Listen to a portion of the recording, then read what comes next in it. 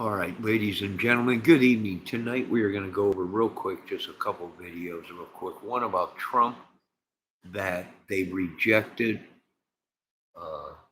his immunity for the charges of the bribe or something, or the payoff. So first we're going to watch that real quick. And then we're going to touch base on KRISTINA Samantha. I mean, she was using an alias. I forget her last name here real quick. What was in there?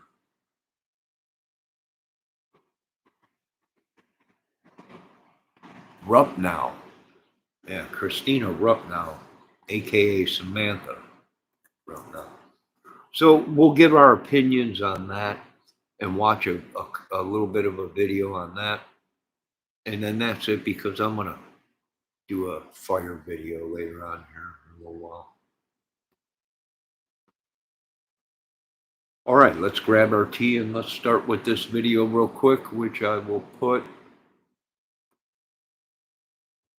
in chat.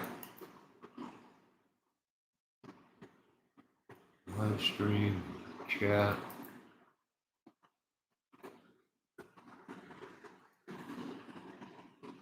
And I will put that in the description too, for you folks to go check out. Paste. Boom. Save. All right. Okay, let's check this out now. Miss Debbie, if you can hear the volume on the video real good, I'd appreciate it if you can let me know. All right, let's listen here.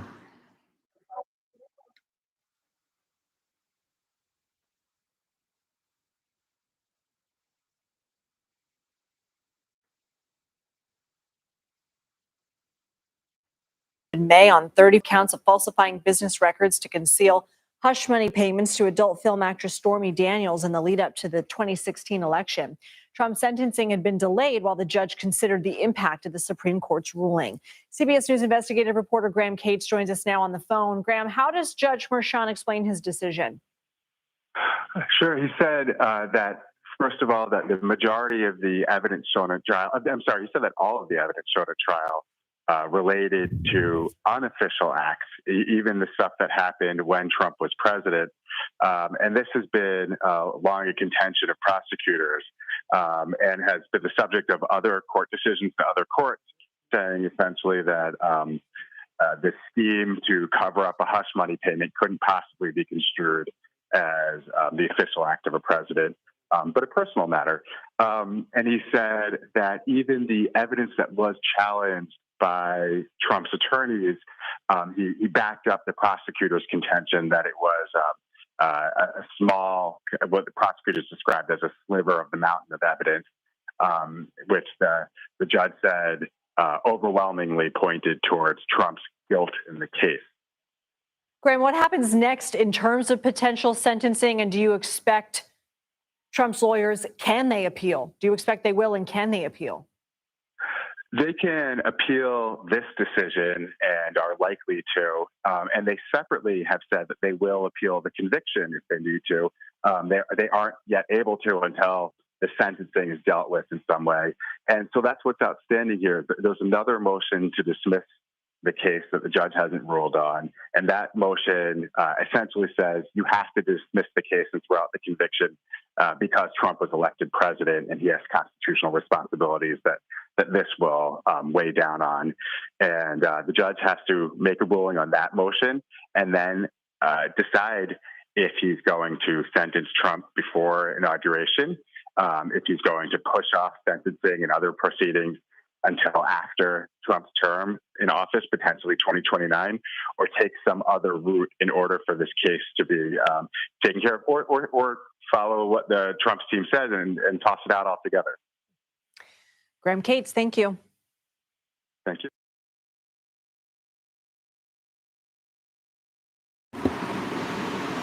All right. Wow, that's something, right?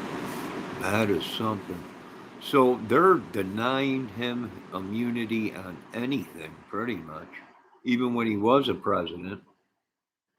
and they're waiting for sentencing. Now, what could happen? This is very crazy. I mean, I don't know. I've never seen anything like this. But then again, we've never seen drone reefer madness, whatever they call it, drone madness. But there's a lot of things that they could do right now, meaning the government, being that they're not dismissing this, right? They're not going to just let it be wiped away. And it's just unreal to me. I don't know. But you know what the truth is Trump was a ladies' man. I mean, we can't get around it. I mean, come on. He was a ladies' man. Everybody knew that. So where do we go from here, right? Will they sentence him before he's in office and give him probation and an ankle bracelet while he's in the White House? I mean, he's right. This has never been done before. Could we see a president, they push this off and then he becomes president and then they go ahead and sentence him, right? The sentence comes out and he's guilty, right?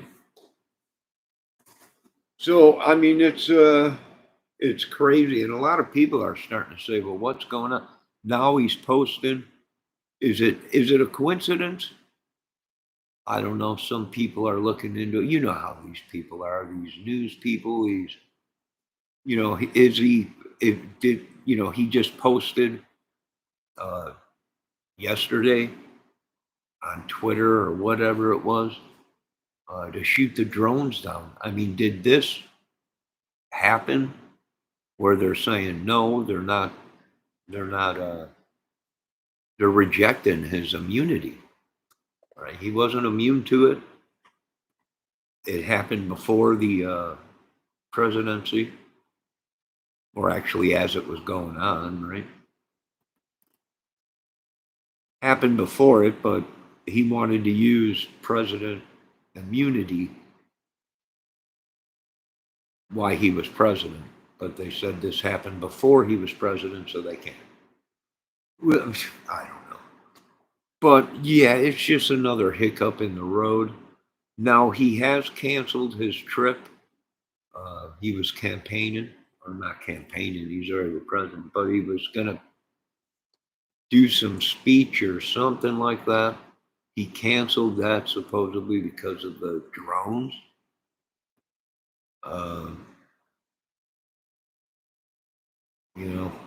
Maybe he thinks someone's trying to take him out or something. I don't know. Who knows?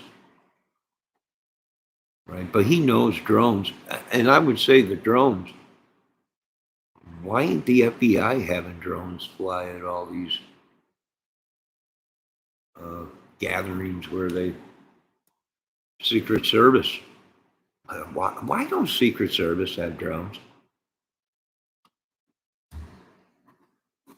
Why ain't our snipers equipped with, I know dang fact, I could look it up, our snipers are equipped with drones.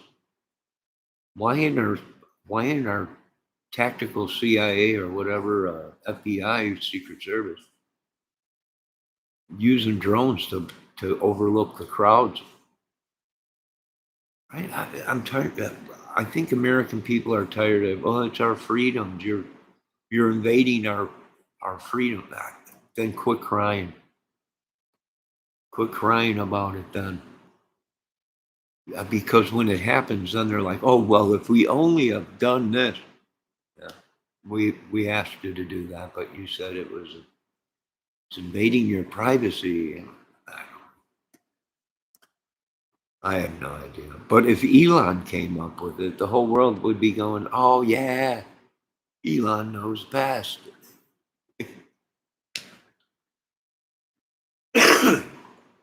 Okay, so let's pass on this thing because this will probably be pushed away or swept under the rug, or who knows what'll happen.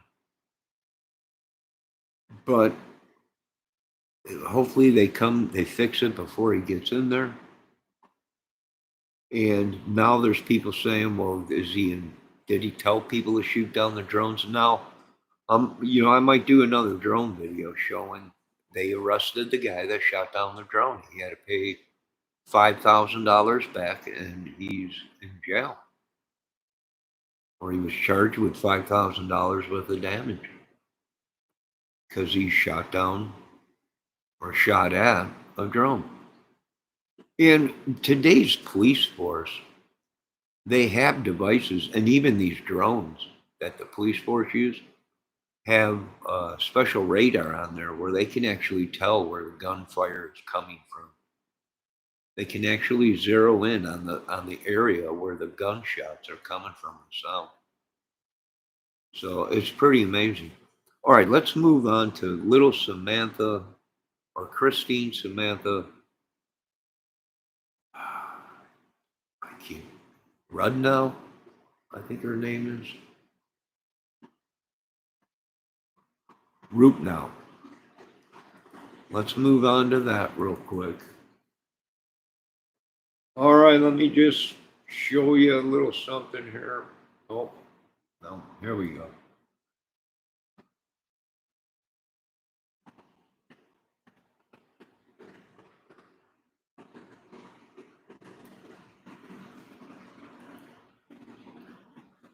Okay, we're going to share that. And then we're going to share this.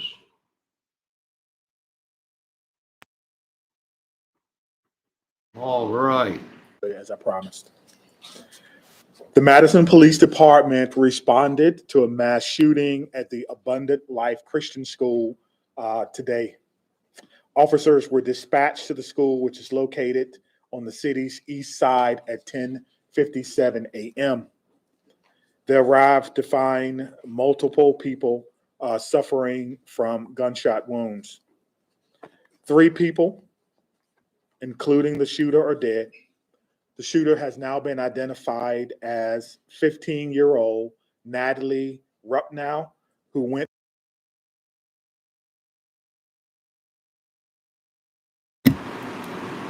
Okay, she was 15 years old. A lot of people thought she was 17, but she was only 15. I posted both of these videos that I showed in my chat and in my description if you guys want to check them out. A very sad day for a community. Let's continue to listen. Hello, Miss Spencer Ashworth.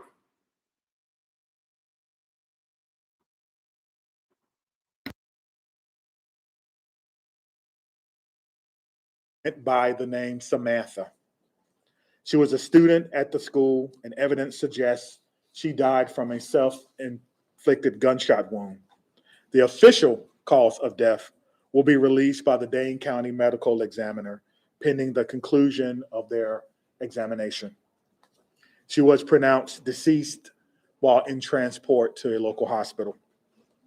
A teacher and a teenage student were pronounced dead at the scene at that school. 6 other students and a teacher were injured and taken to area hospitals. 2 students remain in critical condition and have life-threatening injuries. A teacher and 3 students were treated for non-life-threatening injuries. 2 of these have been released and discharged from the hospital. The other 2 survivors are considered to be in stable condition. At this time, we believe there was only one shooter involved. We are still working to determine a motive. Detectives have talked to her family members this evening, as well as conduct a search of the shooter's home here in Madison. The shooting.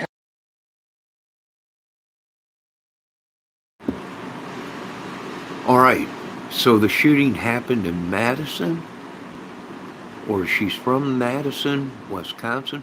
Wasn't that where Chris Farley was from? Madison, Wisconsin?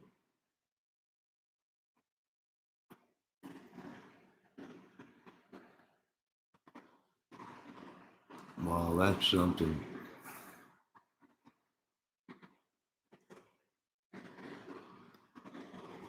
$15 old. You know, I've been watching other information, and people are coming out now saying that this little lady was abused or picked on in school. You know what? I thought she looked like an adorable little lady, a young lady. I mean, it's horrible. She hasn't even lived her life. How can a 15-year-old feel like that? So wrapped up in darkness. She was all dressed in black, supposedly. I guess there's a footage out there of her right before she did it, and she was dressed in almost like goth clothes, all blacked out, black army boots, black pants, shirt. Was she goth? She didn't look goth. She didn't wear no makeup or anything. I mean, 15 years old. You know what? And they're saying she picked on her, or people picked on her. Her father was an idiot, and she had problems at home, and she was just a young lady, right? Hasn't even really matured, only 15. And and this is what people go through in schools today, right? Bullyism. And if you have any kind of mental illness, being bullied will really play mind games with you. All right, let's listen a little bit more to this.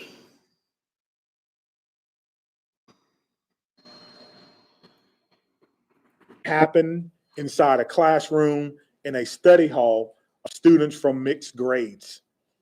A document about this shooting is circulating this time on social media, but we have not verified its authenticity.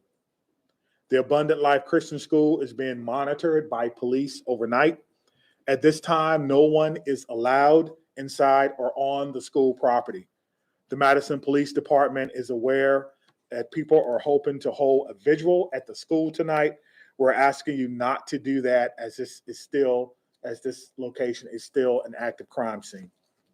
So I'm going to go over the timeline of events for you. At 10:57 a.m.,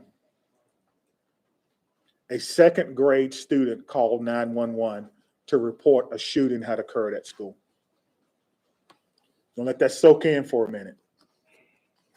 A second grade student called 911 at 10:57 a.m.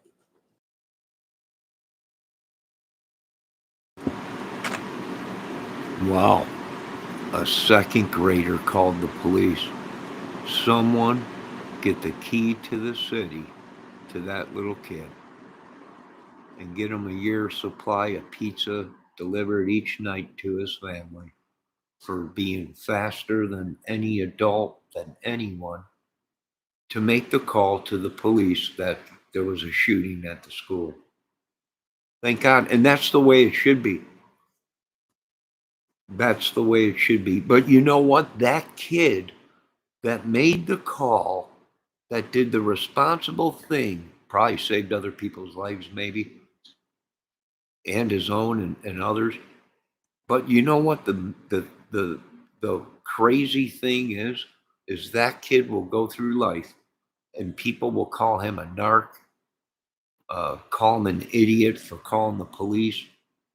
And that alone is mental abuse and could cause PDS or whatever they call it, and numerous other things, right? All right, let's listen a little bit more. A second grader, holy cow. But thank God. And here's the thing, ladies and gentlemen, is the school is a lockdown school, meaning you can't get into the school without being buzzed in. So keep that in mind. It's not an open door school. You can't just walk up and walk in. Between They lock the doors. Once the kids are in there, the doors are locked and you can't get into the building. You can only leave, but you can't get into the building unless you're buzzed in through the front doors. That's the only way to get in, because they lock everything down and you have to actually be buzzed in to get into the school. So keep that in mind. All right, let's return and listen to a little bit of this. Debbie, can you hear me okay? Let me see what Debbie said. Mental health, it's important. Yes, it is, Debbie. Can you hear the video okay?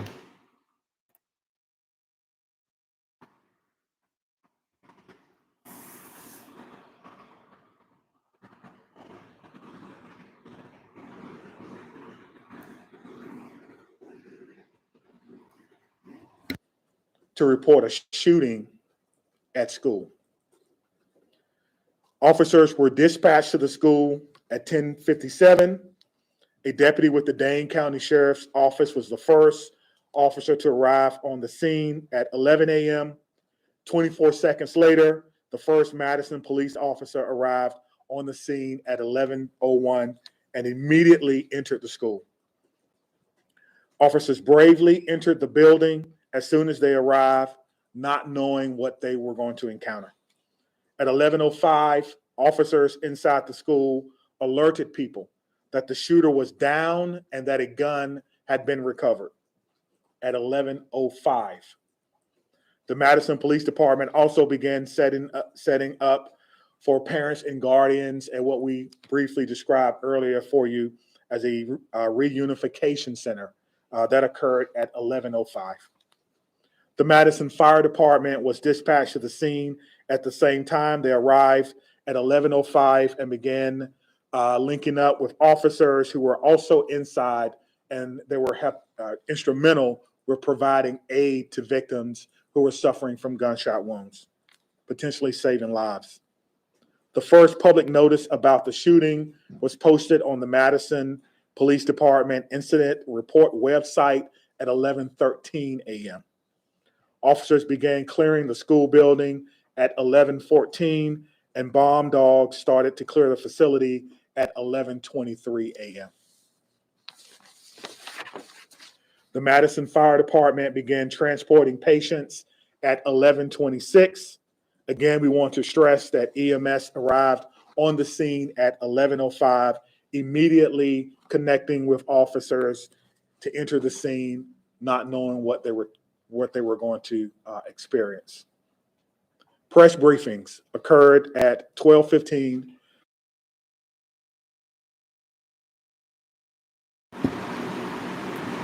All right, wow, man, this is a pretty clean and up to date. He's got all his dots dotted, right? All his I's dotted. I mean, he's laying out all the times of everything that occurred when police showed up, when they made entry, what they exactly did. I mean, pretty good, right?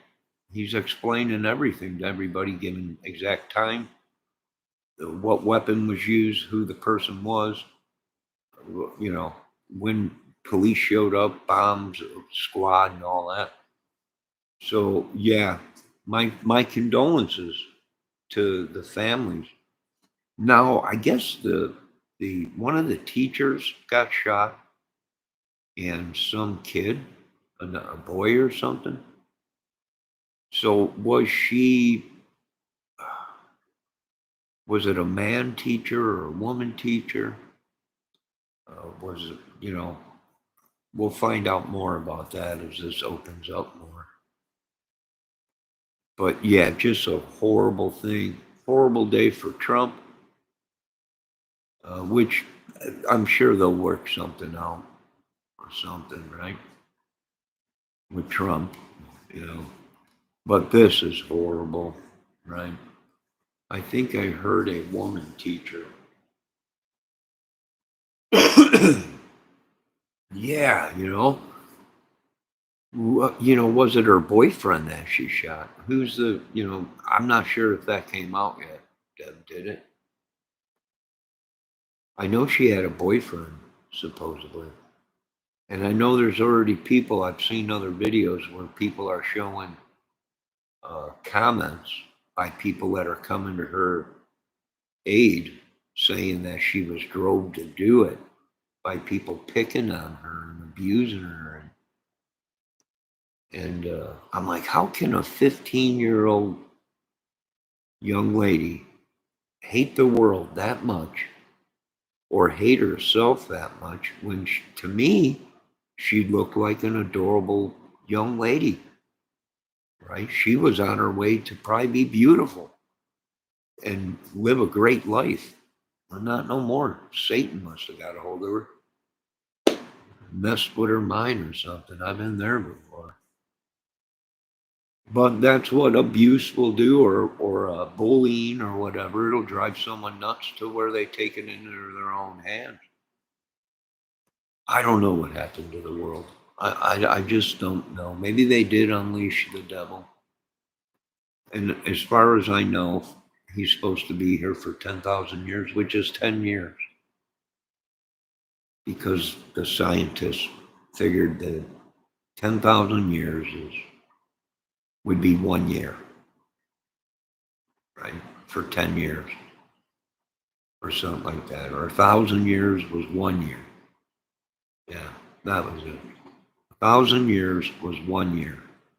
So if it was 10,000 years, we got 10 years of Satan. And then Jesus is supposed to come back. And we'll be cool. We'll be looking good. We'll be feeling good. We'll be back to normal. Amen. All right, let me see what Miss Debbie Fox said. Something went wrong. Yeah, I agree, Deb. And then Miss Debbie Fox says, I went to a Catholic school when I was in elementary. The boys and girls were spit on. Oh, man. Yeah, well, we don't know if she was being abused within the school, within her family. Yeah, I guess there's a manifest where she talks about her dad. Well, I don't know if it was a manifest, but it was one of these acts.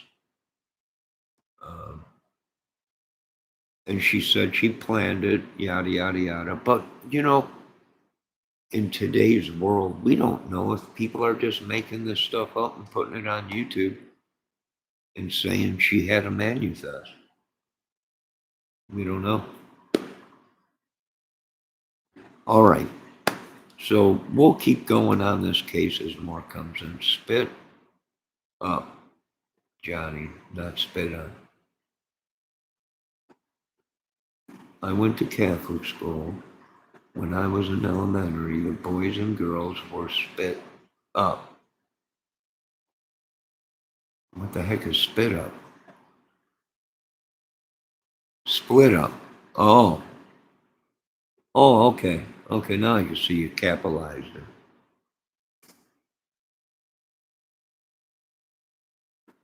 Well, I went to a private school, or a public school, I mean. So they didn't separate the boys and girls. Put your glasses on. I can see now. I couldn't see the real fine. I thought it said split or spit.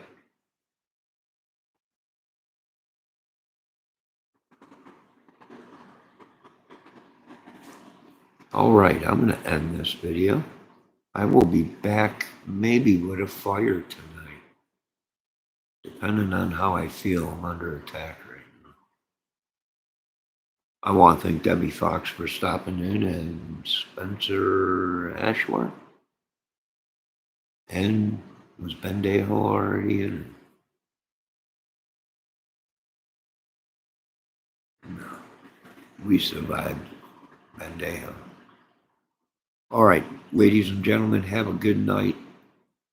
My condolences to the family, the people that was lost, and to the family of this young lady that did the murder.